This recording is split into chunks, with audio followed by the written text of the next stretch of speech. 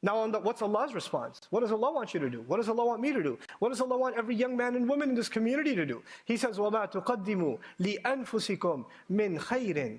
Whatever you invest, and I'm using the word invest on purpose. Taqdeem is used, in archaic English translations, they translate whatever you send forth for yourselves, which I don't think anybody here understands.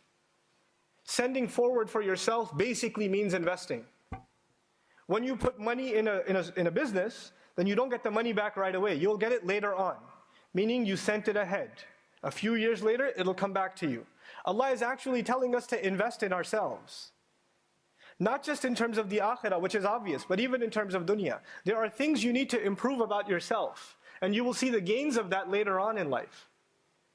So where do I begin? Akhi, I want to learn Quran, I want to learn tafsir. Why don't you start memorizing Quran?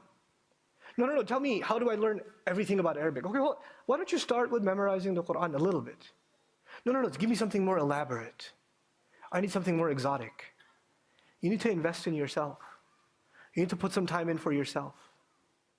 And when you do that, and Allah says, لِأَنفُسِكُمْ مِنْ خَيْرٍ. This min is for tanawwu'. What that means is any kind of good.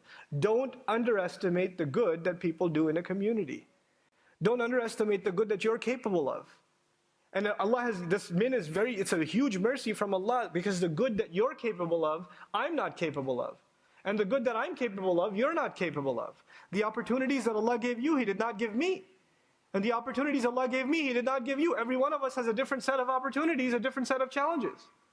And we have to make the most out of whatever life Allah has given us and find a way of doing some kind of good for ourselves and for other people. And if you can focus yourself on doing something good, and you will find with Allah.